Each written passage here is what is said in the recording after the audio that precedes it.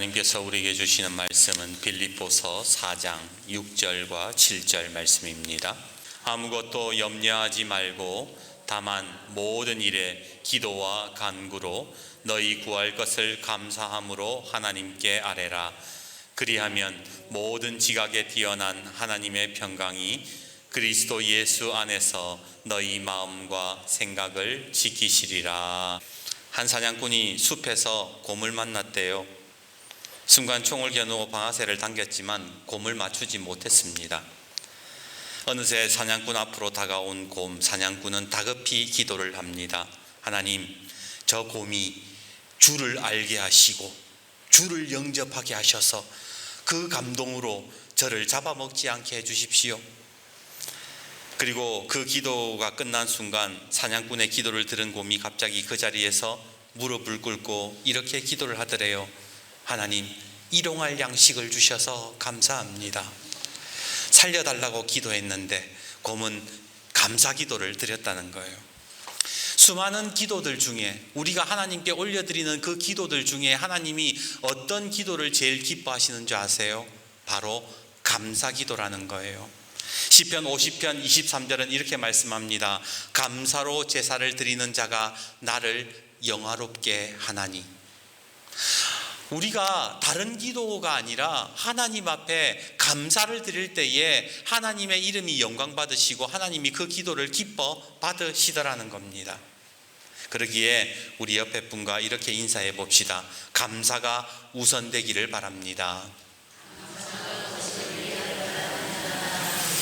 언젠가 어떤 목사님이 맥주 감사절 이야기를 하면서 맥주 감사절은 이제 없어도 될 것 같다라는 이야기를 했어요. 이유인즉 이 맥주 감사절이라는 것이 우리 아까 장로님도 기도하셨지만 이제 우리가 보리를 추수하고 그러는 건 아니잖아요. 이 맥주 감사절이 구약에 나오는 하나의 문화예요. 그리고 그 신학 시대로 넘어오면 맥주 감사절이 지금처럼 보리 농사 안 짓고 헌금을 거두고 그런 적도 없었어요. 근데 왜 지금 와가지고 교회에서 굳이 헌금 봉투 만들어가지고 왜 헌금을 돌리냐는 거예요. 시대가 얼마나 어려운데 맨날 무슨 절기랍시고 헌금을 해라 하니 성도들이 부담스러워하지. 그래서 맥주 감사 이건 한번 없어도 돼, 그렇게 이야기를 하셨던 겁니다. 얼핏 들으면 그럴 것 같기도 해요. 그런데 그것은 인간 중심의 생각이지 전혀 성경적인 생각은 말씀은 아니라는 겁니다. 왜냐하면 맥주절이라는 것은 보리에 중점을 두는 것이 아니라 하나님께 감사드림에 중점을 두고 있기 때문이라는 거예요. 출애굽기 23장 16절을 보면 하나님이 모세에게 이렇게 말씀하세요. 맥주절을 지키라. 이는 네가 수고하여 밭에 뿌린 것의 첫 열매를 거둠이니라. 네가 맥주절을 지켜야 되는데 이 맥주절이라는 것은 네가 밭에서 첫 수확한 거를 하나님께 드리는 것, 나에게 바치는 것, 그거 지켜야 돼, 하나님이 말씀하셨던 거예요. 근데 중요한 사실은 하나님이 이 말씀을 하셨을 때가 언제냐? 바로 광야에 있을 때라는 겁니다.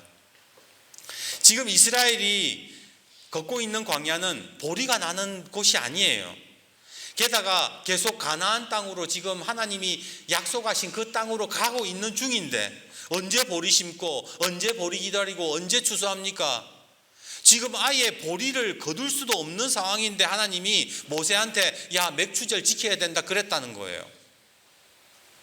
아니 그거 가서 감사하면 되지. 왜 굳이 미리 저기 들어가기도 전에 이런 얘기를 하셨는가? 굳이 스트레스 받게 하실 이유가 뭐가 있는가? 이유는 바로 이 감사라는 것이 훈련에 의해서 진정한 감사를 드릴 수 있기 때문에 그런 거예요. 아마 여러분들도 한 번쯤은 경험해 보셨겠지만 누구에게 참 고마워요. 누구에게 참 내 진짜 이거 마음에 담고 있다가 내 진짜 감사 한번 해야지. 제대로 밥 한번 사야지. 이런 마음 하고 있는데 막상 그때 되면 어떻게 돼요? 내 형편 생각하잖아요. 내 지갑 사정 생각하잖아요. 고마운 마음이 있고 감사한 마음이 있어도 내 형편이 지갑 사정이 좋지 않으면 그냥 슬쩍 넘겨버릴 때가 얼마나 많습니까? 평소에 우리가 감사하는 훈련을 하지 않으면 감사한다는 것이 감사하면서 산다는 것이 참 어렵더라는 거예요. 이야기 하나 해드릴까요? 어느 동네 세 자녀를 키우는 가난한 호떡 장수가 있었대요. 그런데 하루는 점잖은 할아버지 한 분이 오더니 호떡 값을 물어봅니다. 주인장, 호떡 하나에 얼마요? 예, 호떡 한 장에 1,000원입니다. 그러자 할아버지는 아무 말 없이 3,000원을 딱 위에 놓고는 그냥 가버리는 게 아닙니까? 당황한 호떡 장수가 할아버지를 불렀습니다. 어르신, 호떡 가져가셔야죠. 그러니까 할아버지가 괜찮다는 거예요. 그 다음 날도 어르신은 호떡을 안 가져가고 3,000원씩 매일매일 놓고 가시는 겁니다. 아마 세 자녀를 키우는 호떡 장수가 마음이 불쌍했는지 그렇게 돈을 놓고 갔는지도 모를 일이었습니다. 그렇게 이 어르신은 3,000원씩 매일같이 놓고 갔고 그 시간이 1년이나 흘렀어요. 그날도 노신사가 3,000원을 위에 딱 놓고 가는데 그날은 호떡 장수가 앞치마를 벗더니 그 가는 노인을 쫓아가서 붙잡았어요. 어르신, 그러면서 이런 이야기를 합니다. 어르신, 죄송하지만 호떡값이 올랐습니다. 이게 우리 신앙의 현주소라는 거예요.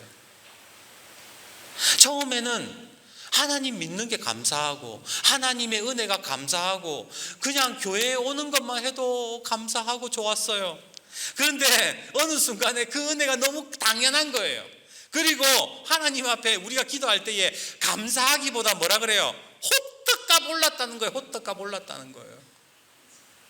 더 필요하다는 거예요. 지금 내가 살아가면서 지금까지 받은 은혜 그거는 고사하고 일단 호떡값 올랐으니까 돈 더 달라는 거예요. 그게 우리의 신앙의 모습 아니냐 말입니다. 얼마 전에 한 목사님의 설교를 제가 들었는데 그 목사님이 법륜 스님 이야기를 하더라고요. 법륜 스님이 무슨 이야기냐면 법륜 스님이 그 절에 온 그 불자들한테 설법을 하는데 이거는 제가 하는 게 아니라 법륜 스님이 했던 이야기를 인용한 겁니다. 여러분들이 뭐 해주세요라고 기도하시지요? 그건 기도가 아니에요. 사실 우리가 기도하는 것이 다 하나님한테 뭐 달라는 거잖아요. 그렇지 않습니까? 자식 잘 되게 해주시고 가족 건강하게 해주시고 사업 잘 되게 해주시고 지혜 주시고 믿음 주시고 은혜 주시고 교회 부흥하게 해주시고 전부 다 주시고 우리는 그게 기도라고 생각하는데 이 법륜 스님은 그건 기도가 아니라 그랬다는 거예요. 아마 절에 다니는 분들도 똑같이 기도하겠지요. 그런데 법륜 스님이 그거 기도 아니라고 했다는 거예요. 여러분들이 절에 오는 이유가 뭡니까? 여기 불상 앞에 108배 하는 이유가 뭡니까? 뭐뭐 해달라고 그러는 거 아니요? 그런데 뭐뭐 해달라고 하는 것은 기도라고 하지 않고 기복이라고 합니다. 자기의 욕심, 자기의 욕구를 성취하기 위해 하는 것은 그건 기도가 아니라 기복이라는 거예요. 그러면서 그러는 거예요. 그 불교 그 법당에 온 사람들한테 기복하지 말고 기도 좀 하라는 거예요. 저는 그 이야기를 듣고 깜짝 놀랐어요. 사실 그게 불교의 핵심이거든요. 불교의 핵심은 뭐예요? 비우는 거예요. 자꾸 비워가지고 자기가 해탈하는 거, 그게 불교의 핵심이잖아요. 그런데 불교의 신자들은 법륜 스님이 봤을 때에 비우려고 이 사람들이 오는 게 아니라 뭐 하는 거예요? 채우려고 온다는 거예요. 그걸 지적했다는 겁니다. 여러분, 그렇다면 우리 기독교의 핵심은 뭡니까? 기독교의 핵심이 뭐예요? 하나님 나라라는 거예요. 하나님 나라. 마태복음 6장 8절에 예수님이요, 너희는 이렇게 기도하라, 이렇게 기도를 가르쳐 주셨어요. 그게 주기도문이에요. 그러면 예수님이 어떻게 기도해라 했는가를 한번 들어봅시다. 마태복음 6장 8절에 그러므로 그들을 본받지 말라. 예수님이 본받지 말아야 될 사람들이 있대요.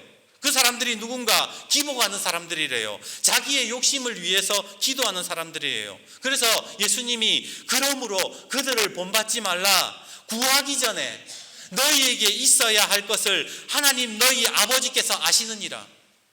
하나님 아버지가 너희들이 필요한 거 이미 다 알고 계시는데 자꾸 기복하지 말라는 거예요. 그러면서 9절에 뭐라고 말씀하시냐? 그러므로 너희는 이렇게 기도하라. 하늘에 계신 우리 아버지여, 이름이 거룩히 여김을 받으시오며 나라가 임하시오며 뜻이 하늘에서 이루어진 것 같이 땅에서도 이루어지이다. 너희들 기복하지 말고 먼저 하나님 나라를 위해서 구해라는 거예요. 하나님 기뻐하시는 일들을 강구해라는 거예요. 그런 다음 오늘 우리에게 일용할 양식을 주시옵고 우리가 우리에게 죄 지은 자를 사하여 준 것 같이 우리 죄를 사하여 주시옵고 우리를 시험에 들지 말하지 마시옵고 다만 악에서 구하시옵소서. 나라와 권세와 영광이 영원히 아버지께 영원히 있사옵나이다. 아멘. 너희가 하나님 나라 우선 구하고 먼저 그 나라와 그 의를 구하고 일용할 양식을 달라고 기도도 하고 제사함 기도하고 시험에 들지 않게 해달라고 구해라. 그런데 그렇게 구하는 것조차 뭐라는 거예요? 하나님의 나라와 권세와 영광이 아버지께 있음을 드러내는 기도를 하라는 거예요. 예수님이 우리에게 가르쳐 주신 기도는요, 기복이 아니라는 거예요.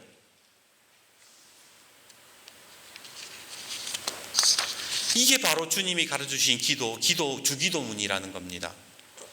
주기도문은요, 기도가 뭐 달라고 하는 기도가 아니에요. 주기도문에서 기도 빼보세요. 주문되는 거지. 하나님 나라를 인정하는 기도, 하나님의 뜻이 이루어지기를 원하는 기도, 그게 기독교의 핵심이라는 거예요.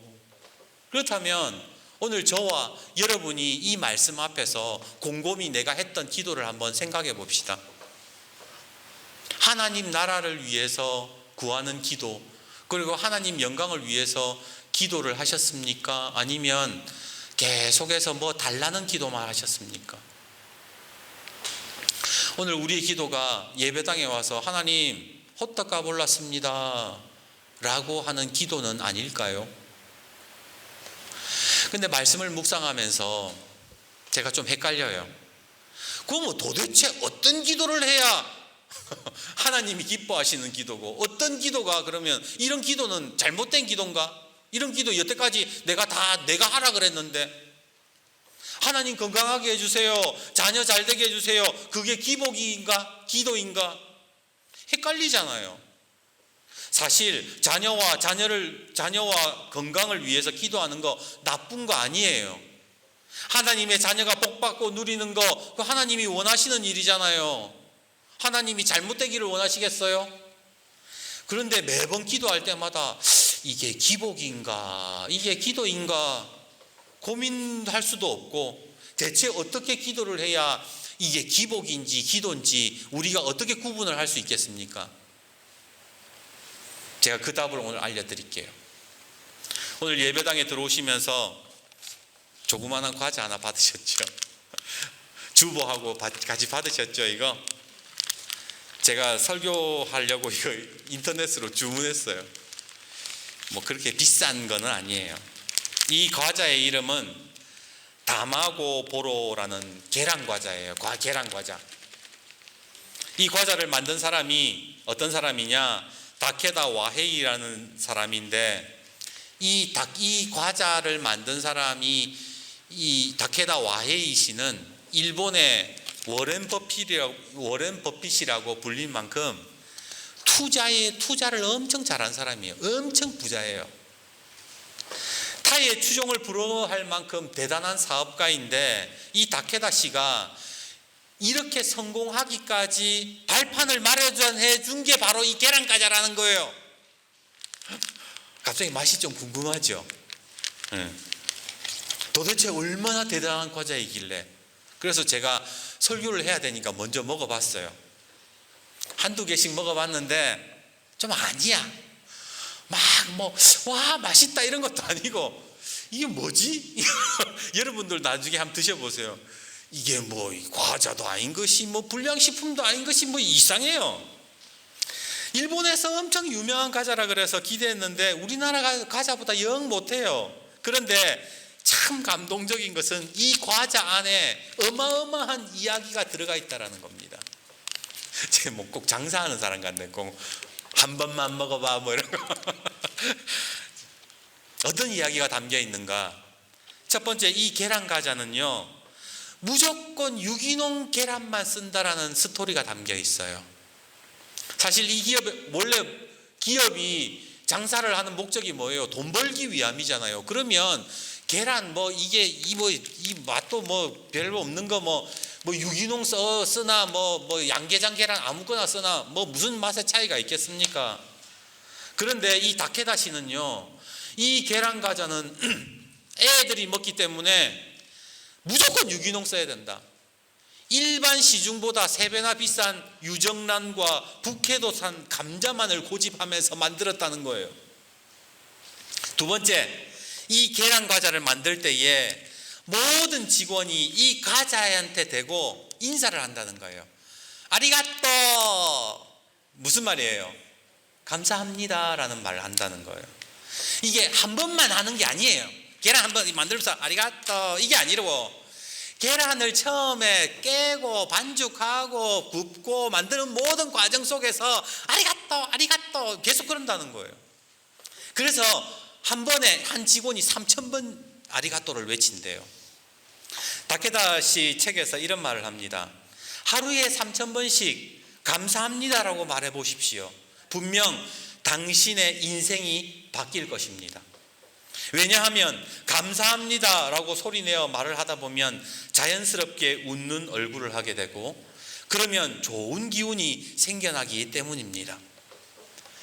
이게 웃는 얼굴에 침 못 뱉는다고 계속 감사합니다 하면 사실 웃기잖아요. 우리도 오늘 설교 듣지 말고 이제 예배 마치기 전까지 3,000번 감사합니다 그러면 여러분들 계속 하다 보면 안 웃겠어요. 이게 뭐한 짓이고 이러면서 처음에는 그렇게 하다가 나중에는 뭐예요? 그렇게 감사함이 생긴다라는 거예요. 근데 제가 보면서 웃었던 게, 감사합니다 3,000번 말하는데 그걸 시간을 잰 인간이 또 있어요. 참 일본 사람들 웃겨. 도대체 3,000번 감사할 때 몇 분 걸리는가? 그걸 또 시계를 쟀어. 40분 정도 걸린대. 다케다시는 이 직원들한테요, 아리가또를 강제로 안 시켰답니다. 감사합니다라고 말하는 사람들에게 직원들한테 오히려 돈을 더 줬대요. 생각해 보세요. 감사합니다 말만 하는데 힘들어가는 것도 아니고, 감사합니다 하고 나면 기분도 좀 좋고 돈 더 준다는데 그거 안 할 사람 어디 있어요? 그러니까 직원들이 전부 다 계란 과자 이거 구우면서 그러는 거예요. 아리가또 아리가또 아리가또 아리가또 이러면서 물건 택배 실을 때도 아리가또 맨날 그렇게 말을 하고 다니는 거죠. 나중에는 입이 아프니까 귀여운 어린애들 목소리를 녹음시켜가지고 공장에 하루 24시간 동안 계속 아리가또 아리가또 아리가또 아리가또. 나 노이로제 걸릴 것 같은데. 여하튼 그렇게 이 다마고 보로라는 과자가 만들어지고 출하될 때까지 감사합니다라는 말이 자그마치 100만 번 이상 들리는데, 지금 여러분이 받으신 이 과자 안에 100만 번 감사가 담겨 있다라는 거예요. 저는 여태까지 과자 먹으면서 기도한 적 없는 것 같은데, 과자 봉지 보면 쫙 닫아가지고 바로 먹지. 과자 봉지 들고 하나님 오늘도 이 귀한 과자를 주셔서 감사합니다 이렇게 감사해 본 적은 없는 것 같아요.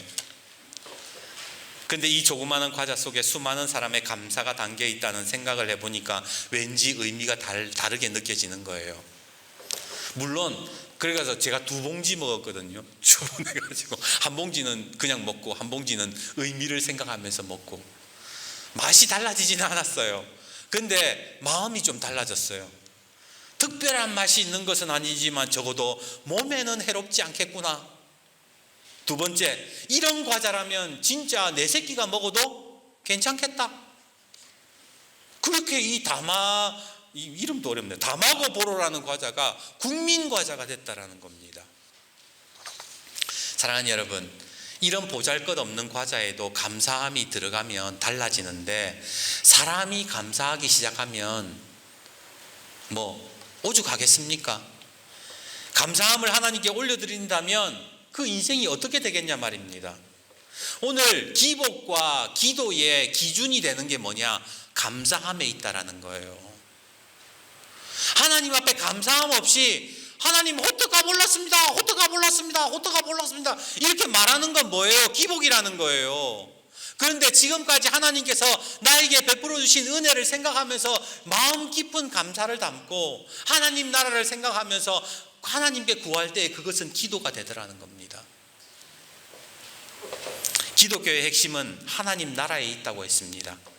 감사의 제사가 하나님을 영화롭게 한다 했습니다. 그러기에 마음 깊은 감사로부터 시작되는 기도는 기복이 아니라 고결하고 성스럽기까지 하지요. 그래서 여러분들이 밥상 앞에 앉으셨을 때에도 마음 깊은 감사를 담아 하나님께 올려드리면 그것이 가장 귀한 기도가 되는 거예요. 오늘 말씀을 봅시다. 빌립보서 4장 6절 아무것도 염려하지 말고 다만 모든 일에 기도와 간구로 너희 구할 것을 감사함으로 하나님께 아뢰라. 너희들이 기도를 할 때 뭐 담아라 그래요? 감사함을 담아라는 거예요. 우리가 이 말씀 너무나도 잘 알잖아요. 수십 번 아니 수천 번 들었잖아요. 솔직히 우리 인생은 염려도 많고 걱정이 가득합니다. 그래서 우리가 염려하면서 하나님께 자꾸 뭐 달라 그러잖아요. 하나님께 구하는 게 나쁜 게 아니라는 거예요. 하나님께 구하는 것은 하나님 자녀의 특권입니다. 다만 우리가 하나님께 구할 때에 깊은 감사를 담아서 하나님께 아뢰라. 바울 선생이 지금 그 얘기를 하고 있는 겁니다. 아무것도 염려하지 말고 감사 기도를 해라. 근데 여러분, 염려가 하지 말라고 한다고 해서 안 되는 거 아니잖아요. 이미 우리 살아봐서 알잖아요. 염려 없었던 적 없습니다. 늘 걱정합니다. 그럼에도 염려하지 말라? 이게 좀 말이 안 되는 것 같은데 왜 바울은 이렇게 자신 있게 말을 하는가? 언젠가 여러분 다큐멘터리 왜 내셔널 지오그래픽 뭐 이런 거 동물의 세계 이런 거 나오잖아요. 다큐멘터리 보는데 잠수부가 그 커다란 철조망에 들어가가지고 바닷속에서 식인상어를 찍어요. 관찰하는데 이제 상어를 부르려니까 막 피를 뿌리니까 상어가 막 빠른 속도로 달려와가지고 잠수부를 막 공격을 해요. 근데 잠수부가 이 놀라는 기색도 없이 태연하게 상어를 찍고 있습니다. 잠수부가 걱정을 안 해요. 염려를 안 해요. 왜? 바로 상어 이빨보다 더 강한 무쇠로 된 철조망 속에 자기가 보호받고 있다는 것을 알기 때문에 그런 거예요. 그리스도인의 감사도 마찬가지예요. 지금 여전히 나한테는 염려거리가 있어요. 걱정거리가 있습니다. 그럼에도 하나님의 온전하신 그 보호하심 속에 있다는 것을 아는 사람은 뭐예요? 염려 가운데에서도 염려를 그치고 감사를 담아 기도할 수 있다는 거예요. 그게 바울 선생님이 지금 이야기하고 있는 내용이라는 겁니다. 이제 말씀을 맺습니다. 오늘 여러분이 받으신 이 계란 과자를 한번 생각해 보십시오. 예배 마치고 한번 입에 넣어서 그냥 한 입에 탁 털어 넣지 마시고 하나씩 먹으면서 감사함이 뭔가라는 것들을 한번 우리가 생각해 봤으면 좋겠습니다. 계란 반죽하고 구워지고 봉지에 담기고 출하되기까지 수많은 사람들이 감사합니다라는 것을 외쳤다는 것을 생각해 보면 참 뭔가 의미가 다르지 않습니까? 저는 오늘 우리의 일상의 삶의 과정에서도 이런 감사가 담겼으면 참 좋겠습니다. 그래서 여러분들이 어떤 것들을 할 때에도 마음으로 하나님 감사합니다. 오늘 교회 오니까 시원해서 감사합니다. 오늘 약밥 나와서 감사합니다. 이런 감사함들을 하나씩 담다 보면 그 수많은 감사들 속에서 기적이 일어난다니까요. 믿으시면 아멘 하시기를 바랍니다. 옛날에 목사님이 김문훈 목사님이 그랬죠. 성경 말씀 하나만 제대로 붙잡아도 팔자가 바뀐다고. 하나님의 말씀, 이 말씀 감사함을 담아서 하나님께 아뢰는 거 이거 하나만 붙잡아도 저와 여러분의 팔자가 바뀔 줄 믿습니다. 그래서 오늘 우리 감사함을 담아서 마무리를 하겠습니다. 아까 처음에 하나님께 드렸던 감사처럼 우리 가슴에 손을 얹고 주님 앞에 고백합시다. 지금까지 하나님께서 주신 그 모든 것들을 곰곰이 한번 떠올려 보십시오.